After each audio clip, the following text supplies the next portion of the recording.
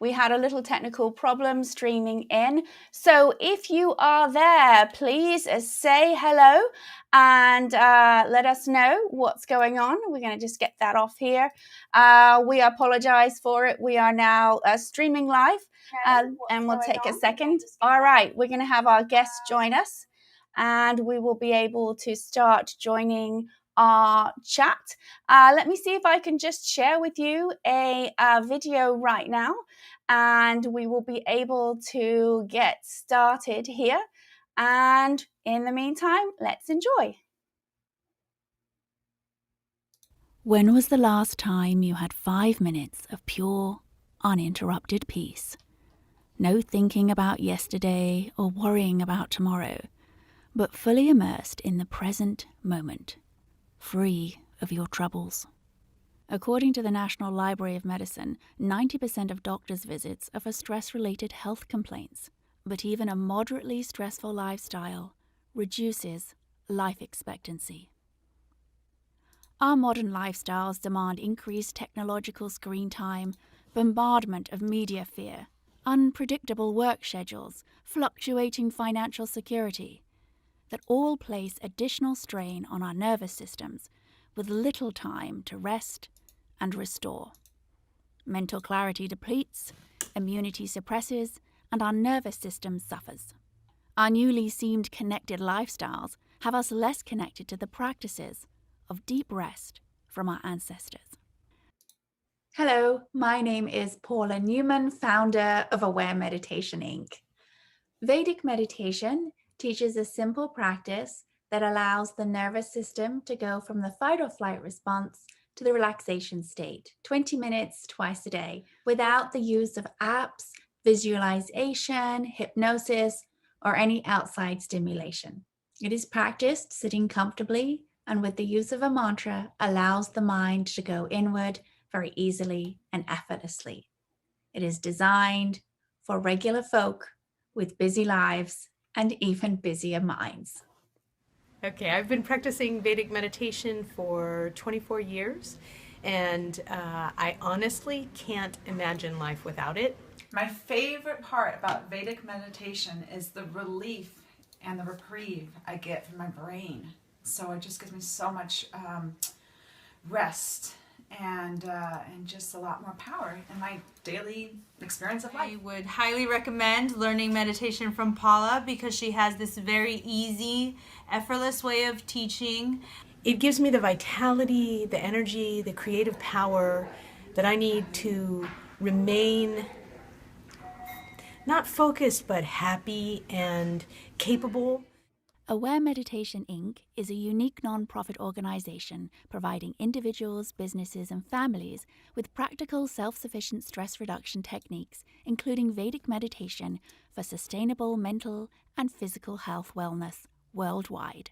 Our outreach program holds 3 new global initiatives to teach underrepresented low-income groups of 108 participants per course within their own communities without financial strain. The course is taught over 4 sessions on consecutive days with multiple Vedic meditation teachers in person. We invite you to join us in shifting the current global fight-or-flight mindset. Help us empower all peoples to practice daily sustainable wellness techniques, release stress, sharpen inner listening, and rise out of unhealthy habits and circumstances. United, we can create, inspire, and awaken the capabilities of the human condition in global purpose together. All right, and thank you for those of you who are for saying hello. We did have a little bit of a technical problem with the reserved live stream, so I do apologize as we are sorting that out and we are waiting for our guests to join us. We have 9 of you I see in the chat, but right now we've only got Ben who said hello. Hello, Ben. Thank you for joining us. He's dialing in from Sydney. If you're on YouTube, please go ahead, say hello. Let us know that you're there. And if you have friends who are trying to dial in, simply have them hit hit the refresh and it will go up. The actual activity for the reservation is not working right now. So we're going to start our group meditation today. Those of you who have not joined us before, I am the founder of Aware Meditation Inc. It's a nonprofit that is based initially in Los Angeles, planning to go around the globe. And we are going to be starting our session today with a little introduction to a group meditation, and then a special guest will be joining us. Hopefully they will be able to get in without any problems. So what we'd love is you have questions about meditation, just go ahead and pop that there in the chat for us. We have people who are on Facebook as well as YouTube. If you're joining us on YouTube, please, please, please, please, please do hit the subscribe button, even if it's just for right now, because that counts with the watch hours. So what is Vedic meditation? Those of you who don't know, it is a technique that's taught by trained teachers who have over, I think it's 6,500 hours that they did. Hello, Kieran, what's up? Oh, my little nephew is joining me. It is a course that's taught by teachers who have over 6,500 hours, and it's done in person, and it's self-sufficient. It's for people like you and me. And so it is not hard. There's no strain. Those who are kids, they have a special practice that they are eligible to do after a parent has been meditating for approximately 3 months. So in this time now, what we're going to do is hello. I like that everyone's saying hello. Okay, I don't know. We're just having some little issues with our guest. She says she's here, but I don't see her. I need you to, if you're watching on the YouTube, you're not dialing in there. You've got to get into the studio here. I can't see you. Okay, so what we're going to do is start our meditation. If you don't have any practice of meditation, I'm going to give you a little bit of advice right now. And remember all those times that you may have stared across the window at school, wishing you weren't in that class and allowed your mind to simply drift? Well, that is exactly what we are going to be doing today, allowing your mind to wander. So if you have done this practice, you will know exactly what to do. You will have learnt it from a teacher. But if you haven't, I'm going to ask you to join us for the next 20 minutes to simply do nothing. What does that mean? That means nothing at all. You're not going to try to do anything. So what we want you to do is simply close your eyes and get very, very comfortable. And we're going to have you just allow that mind to drift. In between time, I'm absolutely just going to put myself on mute so you don't hear any background noises here. If you notice there's some movement on my end, I'm just trying to help get our guest in here. And we're going to meditate. I'm going to take control of the time for you, and we are going to start.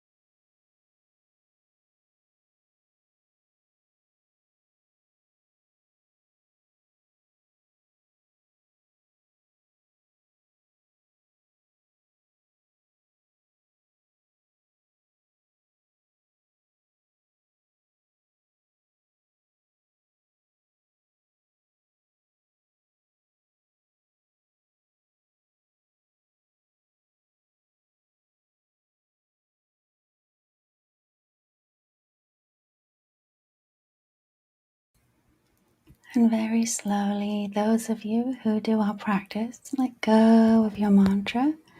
And those of you who are joining us, we're going to spend a couple of more minutes before we open our eyes and just allow the body to slowly come back.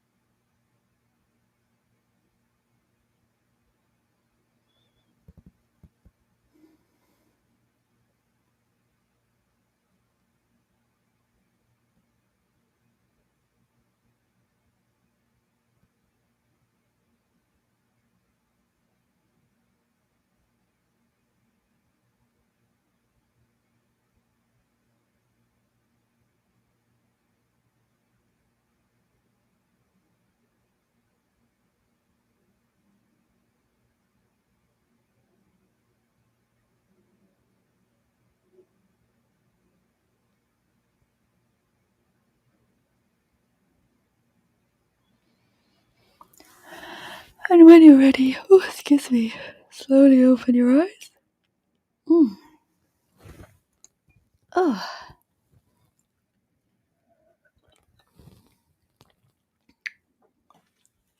Okay, those of you who are joining us or have joined us in between, welcome.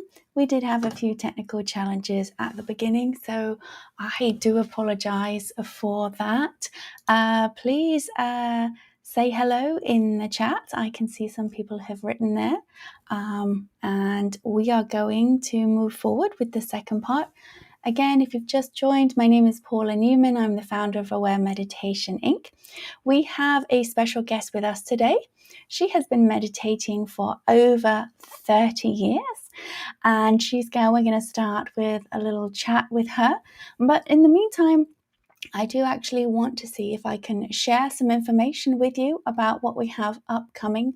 Those of you who are joining us from before know that we are organizing our first outreach program, and we have, let me see if I can do this here. I wonder if it will let us.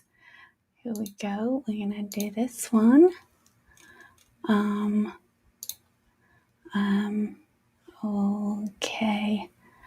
Let's see if it will share this here. If hopefully you can see it, I'm going to check in a moment.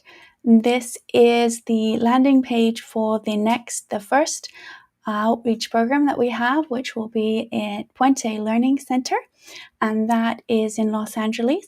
You can see there is the website link, and maybe you can't. Looks like it's not going up there. Oh, whoopsie daisy. Okay, let's try our window tab.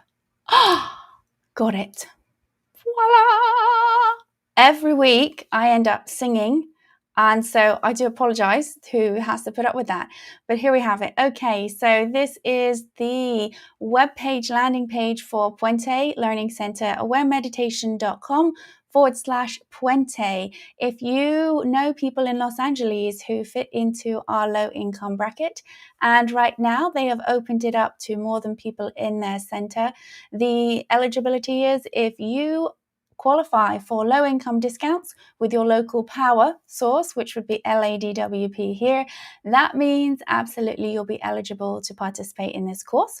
You'll see here we have the outreach program, the dates of the course, And you'll also see listing the mandatory information session. These are the dates that you can attend. It's important that you attend this information session via Zoom to then see about your eligibility. And due to COVID, we can only take restrictive numbers, and that means we have to make sure you've attended one of these sessions with it. We also want to remind you of the ebook if you're curious about learning the meditation practice, Vedic Meditation Stories. It's an ebook and all donations go towards the nonprofit. This is another way to find out about our practice. All right, so we are now going to bring in our guest. Let me bring her in here. Hi, Rachel. Hey. We did it. We did it. We did it. Okay. Those of you who know Rachel, do say hello in the chat. And so the first question we're just going to ask is, why did you come to meditation in the first place? Well, that's easy. So I was sober. I had gotten sober after being a very drunken alcoholic for many years, living on the street, even though I was a teen. And I met a woman who showed me how to do the 12 steps in alcohol. I don't know if this is anonymous or whatever. Whoops. This is live. It's live.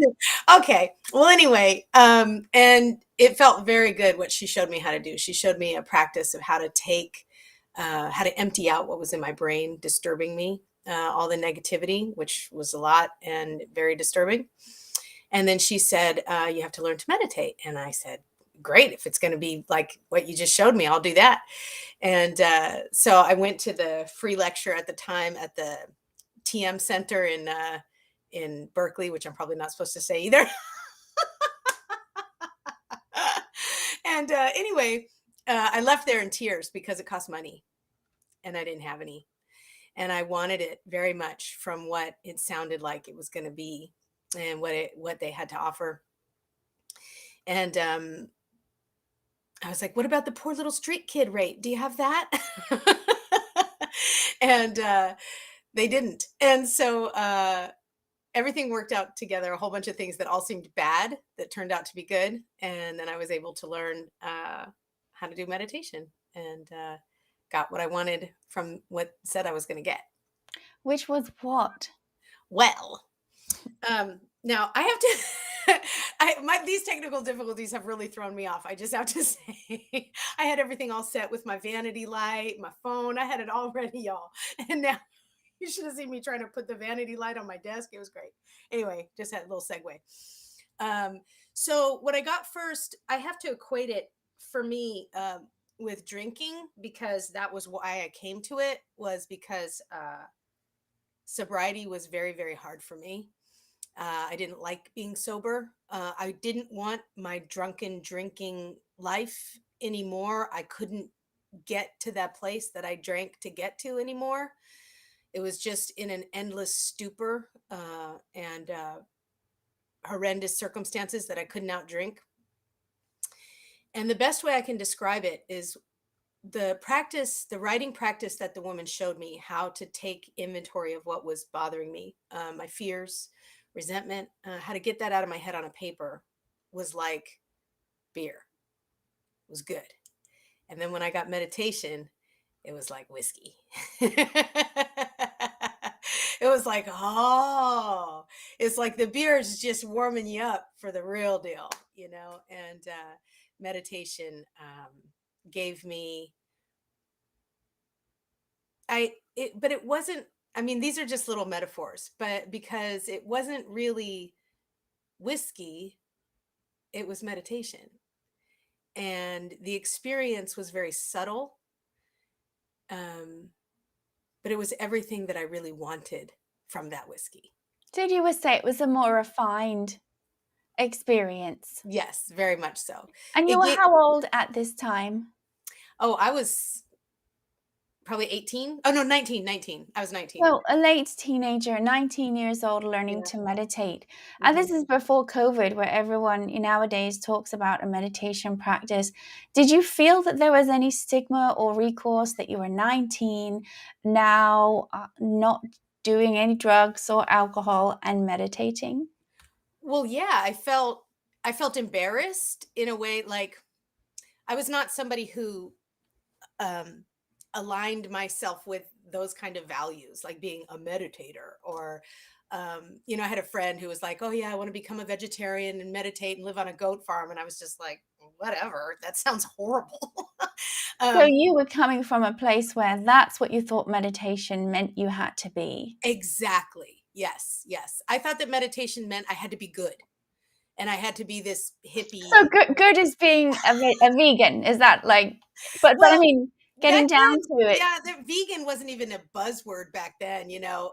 It was more like, yeah, like you had to be peaceful and, um, yeah, like, well, because you also, so my drunken drinking, living on the street, I was very violent actually, and my background prior to living on the street and being a drunken drinker was very violent. I grew up in poverty. There was always violence. That was just the manner of living, and so everything was to prove I was tough. Everything was to keep you away from me and to keep you from hurting me. And so, because I was already hurting so much, it's like, please no more. And um, but I would have taken any physical violence over what this thing would do to me, and so I just equated meditation with something I could never get. Like I just wouldn't even. Because there were these standards that the mind is supposed to be quiet. One Mm, is supposed to maybe, I don't know if that means be a good person, okay? So there's programming often for females more than males, but not always, or be a good girl, oh okay? yeah, And yeah, so be a good girl. And then when your life is not that at all, you're on the streets, you're very violent, there is this element of meditation is for people who are not me, not someone who's had my life at all, right? yeah, yeah. And so the experience of it was you felt more connected? How did you feel in a way that you can describe that now, apart from the analogies of booze? Right. Sorry, I'm blaming the technical difficulties. um, so I would say that right away there was a comfort um, where it was like I could fit inside of my own body when I meditated. That's beautiful. That's something that everyone in the world pretty much would like to do, right? Feel more connected and okay for being your authentic self, who you are. Now, Mm. often it's a lifelong proposition, right? But in that moment, you felt okay. And would you equate that much of your using was because you didn't feel okay in your body? You didn't feel Of okay being course. you? Absolutely. Absolutely. Because I crave, I always craved to know more. I was just talking to someone about this, that I've been suicidally ideated since I can remember. And what was that second word? Ideated? Yes. Like Okay, I what had suicidal ideation since I can remember. so what is that for those who don't know? I ruminated about killing myself frequently. Okay, so these words, so people know these are thoughts, these are not actions, okay? So Yeah. these are thoughts that you had. Carry on. Yes. So yeah, since I was a kid, I would think, when they find my dead body, then they'll know. Then they'll see how much it really hurts. Then they'll see what they did to me. Um, and this was just constant. But really, um, when I was about 11, I was going to do it because I just was so sick of wondering why I was here and what was it all about. Mm. And I was holding my nephew and I was sort of in some existential contemplation, and I was like, I pray but I don't hear anything. I try to do what I'm supposed to do, what they teach me at Sunday school, but it doesn't seem to solve anything. I'm baffled. you know what, you do the hokey pokey and you turn yourself around. Is that what it's all about? Like, what is the point here? And I wanted to kill myself so I could talk to God. Actually, I was like, you know what? I'm so sick of this. I just want to, I want to find out what's true. And, this was a deep depression that this was so, like, I might as well have just gone to the refrigerator and grabbed a Coke, but I went to the bathroom and got my parents' razor blades. And gratefully, I loved my sister's children, and I thought that might affect them in a bad way, so I didn't do it. But the need for more, the need to know more than I can see and touch and think about, even like the need to know more, felt satisfied in meditation. Did it feel like a sort of a safety blanket, like it felt Yes, comforting? actually, now that you mention it, yeah. But it was like it's not like I got an intellectual answer when I closed my eyes and learned to, when I learned to meditate and I practiced the technique. It's just that drivenness to know and understand became lessened and lessened because I was knowing it. Right, you are having an experiencing it. experience of Yeah. connecting to Yeah. that knowingness within you, searching it out. And those of you who might think, gosh, that's terribly young. If you've been following the channel with Cosmic Chats, you'll see that they're dropped 3 times a week, Monday, Wednesday, Friday. There is a common thread that right around 10, 11, 12 years old, a cognition that happens in the psyche of the perception change. What's going on here? What am I doing here? And there are many chats we have such wonderful chats there. One person talked about, if you check out Brandon's, he was there when the towers went down. He saw that happen. We have a veteran who also grew up with a parent with PTSD, and they had their own PTSD. And last week we had Stevie Mack come on, who grew up in the gang neighborhoods in Los Angeles, and how he had perception change. And that was around 12 years old. So if my nephew is still dialing in, he's not too far from that. So these are awakenings, perception, the nervous the nervous imprint, the imprint in the nervous system is there already, right? This fight or flight is within this system. As you have meditated, and it's 30 years, life still happens, right? So it's important that people know that life still happens. And to earmark for those who are watching, you got married, you had children Twice.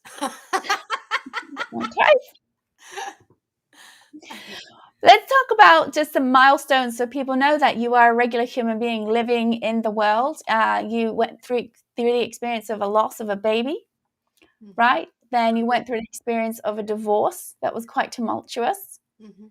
And you also started up your own business. And during COVID, not only did you get COVID, but pretty much your business had disappeared.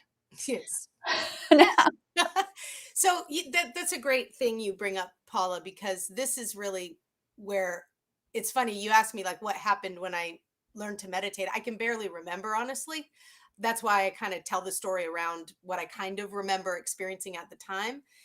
But what I've experienced with meditation in 30 years is having a constant source of that relief and comfort.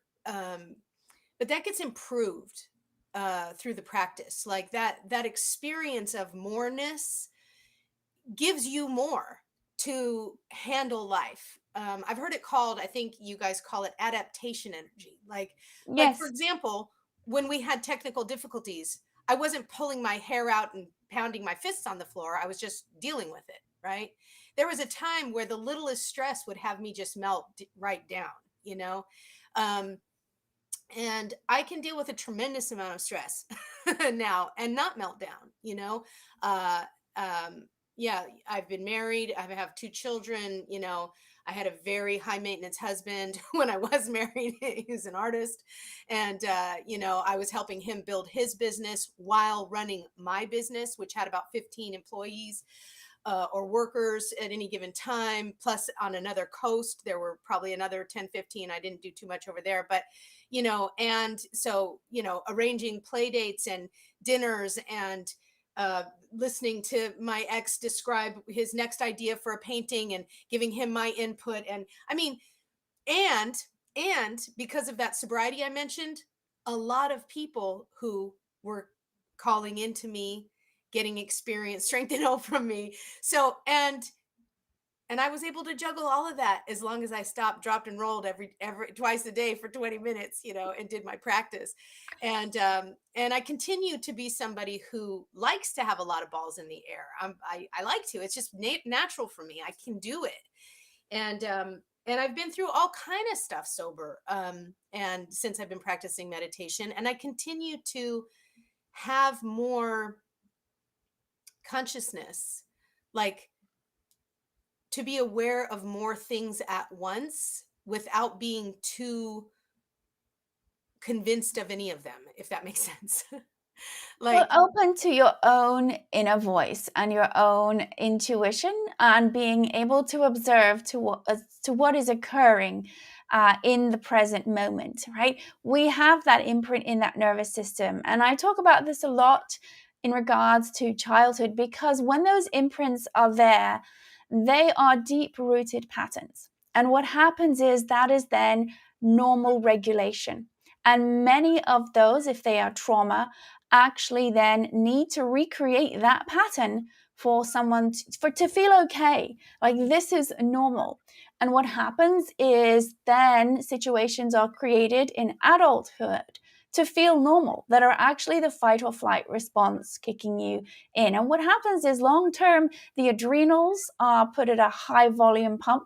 The physicality of the body is beginning to go into depletion because it doesn't need to be on high alert all the time. When we start to meditate, in that time, we shift from that fight or flight to what's called the relaxation state, right? And this is why for 20 minutes, people can feel as if they've taken a 12-hour nap. Mm-hmm. And why? Why is that? Because they're simply equating that deep rest of 12 hours. It feels the same after 20 minutes of meditation. And as those, we call them stressors, start to slowly move up and out, we then get to a place where there's nothing left than the skeleton imprint of those stressors or patterns that are there. As we continue to meditate, what happens is we then start to behave differently. We're still humans, we still live in the world, and we start to have an opportunity to retrain how we're actually responding. And that's where we can call that either witnessing what's happening, or we have a moment and we pause and I'll catch ourselves. And those who are in 12-step programs know a phrase called pause, right? When agitated. There's no ability to pause when the nervous system is running fight or flight all the time. There's no capacity to be able to do that, right? With the meditation practice, giving the physiology deep rest, filling up, I call it, petrol tanks, right? You're filling up that adaptation energy, and you get in the car and you've used it up, or maybe it's electricity, however you use your car. You need to use it, and that's part of being a householder, right? You use this stuff up. But we're not living in depletion anymore. And that means there's the ability, the capacity to observe and see what's actually happening right now. What's really occurring in this moment? Someone is at me with their stress. Am I the cause of that stress? Yeah. Or is it their perception, right? Now, we cannot control other people and whether they understand their perception is not our perception. We call that the individual's consciousness. And what do we mean like that? Well, really, that's their individual's capacity to be able to look at big picture, see what's happening. And an individual can only receive information that we're giving based on their own capacity to receive that information, right? So anyone who's dialing in who's a teacher will know that you can have 10 students And if you're lucky, 5 of them know what you're talking about, right? Because they don't have the capacity. But when meditating regularly, that capacity broadens. And what happens as a result is red flags are seen coming down the line. Maybe not red flags. It's simply an observation now. Note to self. Okay. And as a result, things become less jarring, right? Because they're not so much a surprise, but we get to connect inward and we feel this amazing sense of being lifted and carried. And that knowingness that you so very well articulated, it's really coming home. And someone had asked me, about home, especially I live in Los Angeles. A lot of people, come here, find fame and fortune, which, statistically, finding a career successfully only fills you up about 30%. Because if that's what did it, we would not have unhappy moguls or entertainment people, would we? All right? No, they wouldn't have that. But that inner knowing, that's home. So when we nurture that connectivity within, and that knowing, that inner knowing, and that expands, we start to begin to feel fuller, right? And if you joined in last week's live stream, we talked about letting go and meditation. And we had a teacher from Sydney joining us talking about how can people meditate for decades almost, and they seem to be creating these same stresses. What's going on? And the element of what is, we start to embody the sense of unconditional love, right? This is what it is. We get nurtured within when we meditate, so we feel fuller. And then as a result, there is less of a need to push out, to force out, right? When that happens over time, we have experiences, like you've had experiences. When we have experiences, it starts to retrain. Neurologically, the pathways are being altered of how we behave. When we do that enough, a habit occurs. And when we start to have that habit now forming, what we've done is now shifted our consciousness. Now, there's always the possibility we can have moments of clarity, right? Awakeness. Those are the fun moments, actually, where we realize, oh, wow, that person actually never really liked me. I thought they did.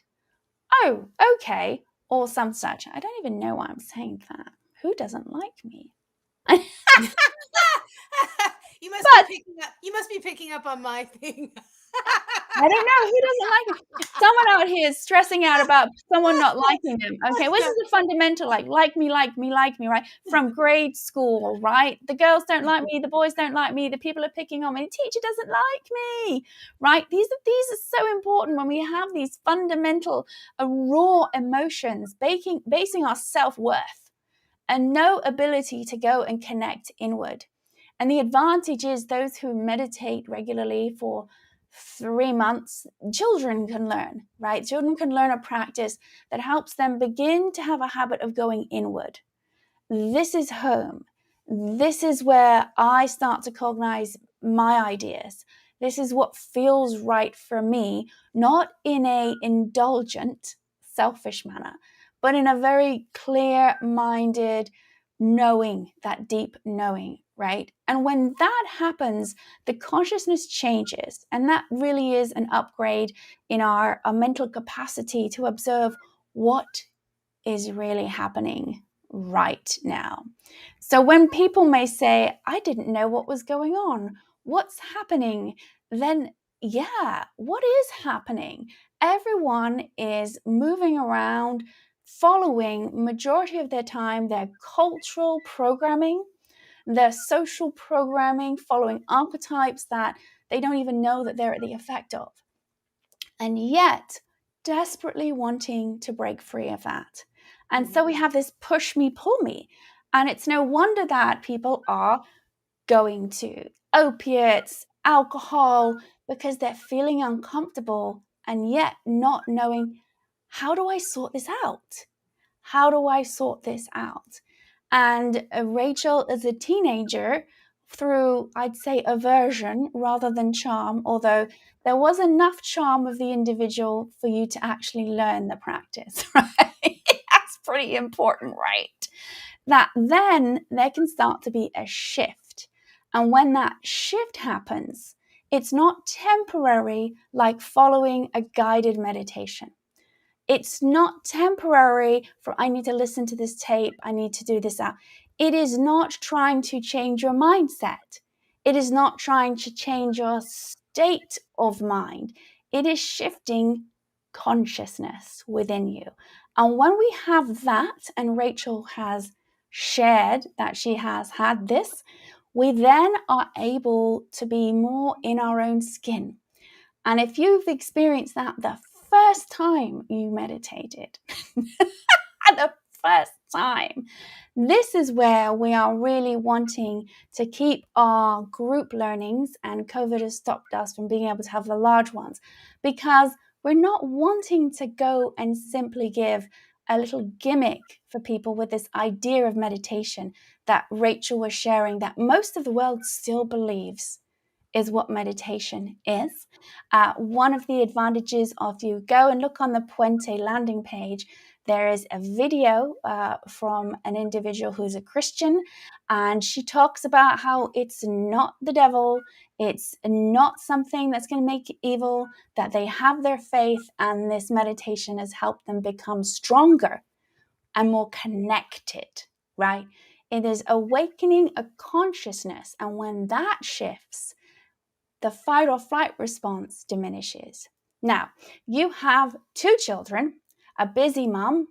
Let's be honest. When did you last yell at your kids? Friday morning. Friday morning. There we go. 30 plus years and we're human. Yeah. Oh yeah. Right? The thread of children, right? It will pull on the consciousness, right? And so the up and down is less up and down, and these sort of little outbursts become lessened. But the ability to apologize or shift that or have a conversation about what's going on then happens sooner than later. Can I say something about that real quick? Mm-hmm. About my relationship with my children. My son is 15, my daughter's 10, and we're very close, me and my kids. And I might yell at them like I did on Friday. And then in the car while we're driving, of course, I apologize, and then we talk about it. And it's, a lot of times they support me because I've supported them, and we have my kids also meditate, not all the time, but they do. A lot of times I have them do it in the car. And, but I just want to say that consciousness, that expanded consciousness, like, cause they've grown up in it, we share it. Like I'll hear my daughter talking to her friends, and she is amazing, the things that she says, and my son too, and I just wanted to say something about that like, yeah, there's reflection, right? That, Mm-hmm. yeah, I get Mm-hmm. depleted and I get frustrated because kids are, full of beans, and they, it's frustrating to deal with people who are full of beans. Right.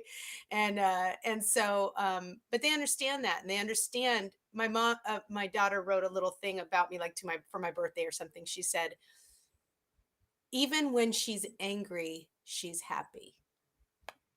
Even when she's angry, she's happy. So what's being expressed is frustration with something that's happening, but being, hello, Kate. Hi, thank you.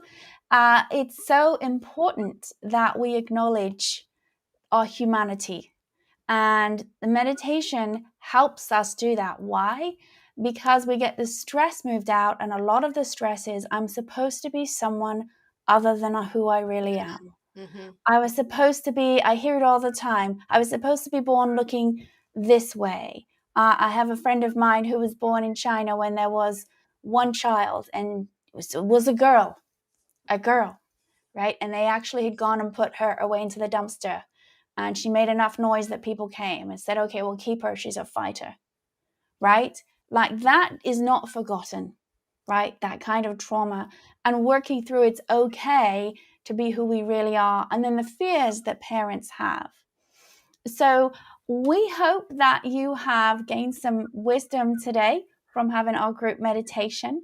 Again, I'm just going to remind you of a couple of things. Here is the link in the page. We have here Holly's video for Puente. It is open in Los Angeles for people who qualify. Please go there, attend one of the classes. Please do via Zoom if you know people who are interested. If you want to get to the next level where we have a special creative visualization workshop, very different. It's called Listening to the Soul's Desire. Most creative visualization is based on material means, like vision boards. We turn that on its head.